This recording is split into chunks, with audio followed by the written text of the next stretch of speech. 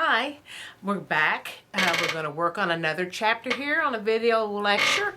Again, we're going to watch a section, then we're going to stop it and probably go to a new video. Some of the videos I've been doing have been too large to be uploaded, so this is going to be broken up into 3 separate videos. But I'll be sure and tell you in the title, when you click on it, you should be able to click on it and go straight to YouTube. I've done several versions of this, and I'm trying to think and get the best one for you. So we're going to try it this way. So what we're going to start with on this one is chapter 37, the comma. And it is in page 537 of your textbook. That's where it starts. And remember, you have your green cheat sheet, the 8 comma rules, that is probably going to get you through 80% of what comma rules are. You're going to clear up 80% of the problems you may have with commas. Many of you have told me that commas are a very difficult thing for you, and when you figure out what the rules are, you can clear up a great deal of that, and that's what I hope we can do here today. Again, if you have any questions, any problems, contact me, email me, get on the discussion board and ask a question, and I'll do my best to help you. You can, when you do the exercises, you can do them in your book or you can do them on a separate sheet of paper, and I will check them when we get back. If we don't get back this week, if we don't come back on the 30th of March, then I will have online tests for you to do. So in either way you go, you're going to get some practice on this. I ask that you do your part. I'm going to do the best I can to give you a good experience.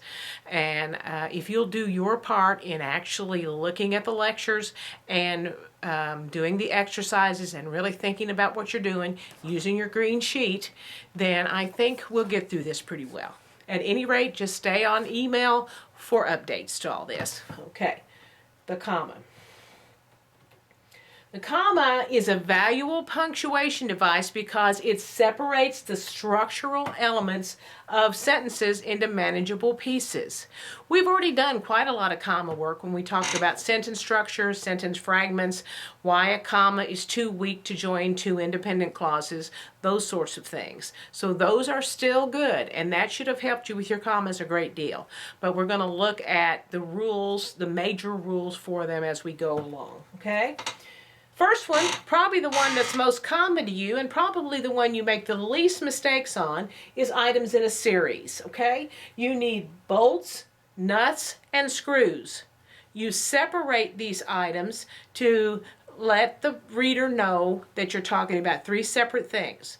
Something to note on this is you do put a comma before the and.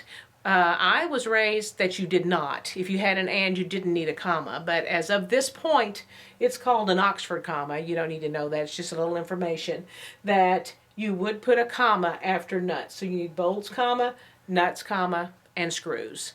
Pretty simple.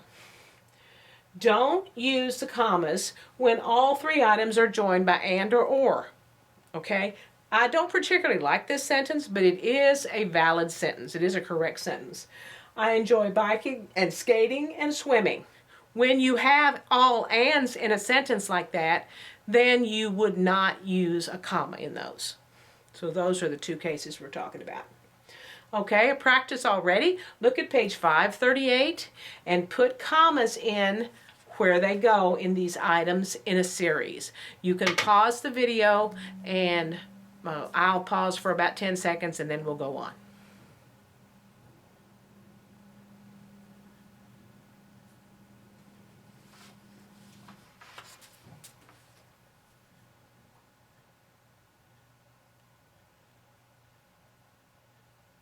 Okay, let's go on. Commas with introductory phrases, transitional expressions, and parentheticals. Okay, use a comma after most introductory phrases of more than 2 words. And there's a little favorite thing that we've been studying this semester called a prepositional phrase that we're talking about in this. And remember, when you're talking about something being a prepositional phrase, remember, if it describes a noun, it answers which one.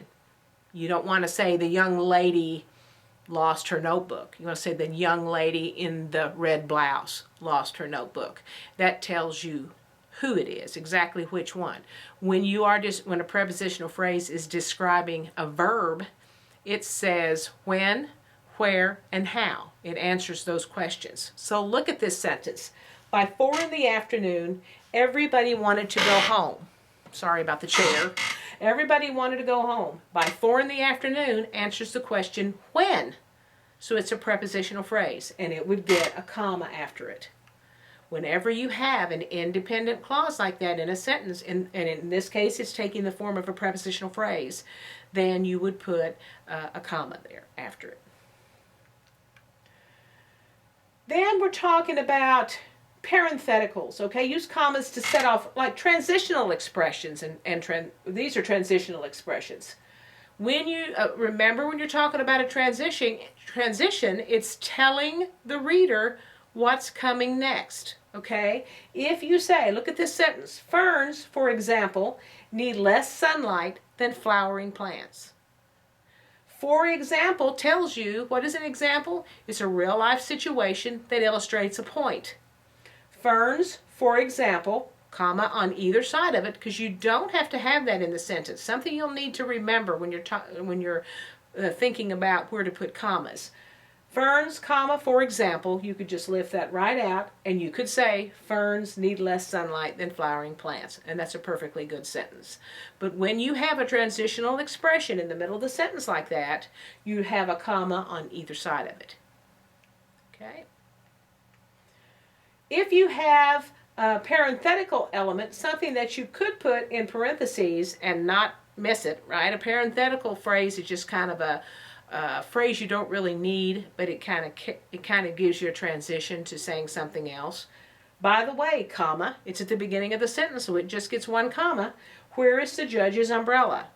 This implies that you've already talked to them you've already had a conversation. Maybe you've just wrapped up a conversation and you say, oh, by the way, where's the judge's umbrella? You would put a comma after that. That's a parenthetical expression. Don't get too wrapped up in what's what just yet. We just want to know where you want to put your commas right now. We'll get a little more complex into that later. What is a parenthetical expression? They're words not really crucial to the meaning of a sentence. Okay? My cat, who is black, is sitting over here in the chair looking at me. I hope he doesn't jump up here while I'm doing this. But you didn't really need who is black. Okay, you can just say, my cat is sitting over here looking at me. Those are words not really crucial to the meaning of a sentence. So let's look at practice 2 on page 539.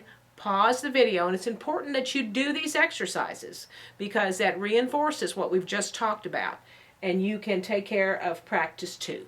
And I'll start it back up in just a minute.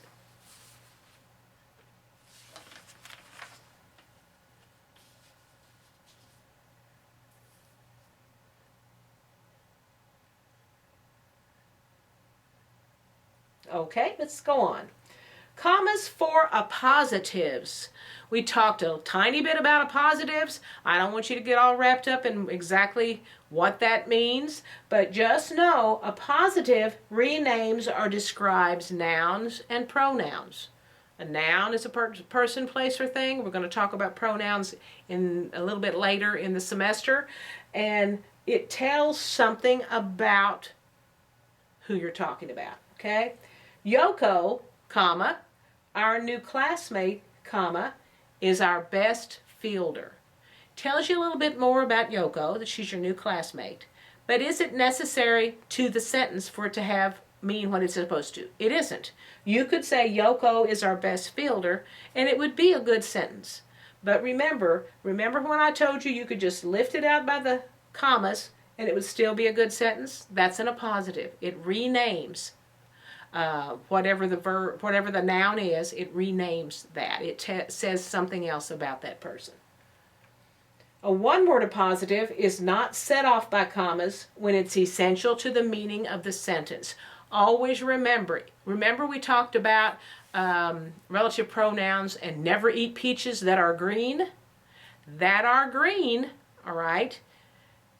describes the peaches. Do you have to have it in the sentence? Never eat peaches that are green? You do.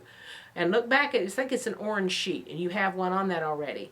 If you take out that are green, you're just saying never eat peaches. That messes up the meaning of the sentence. So you need to keep it in there when it is essential to the meaning of the sentence, and it does not get a comma that way.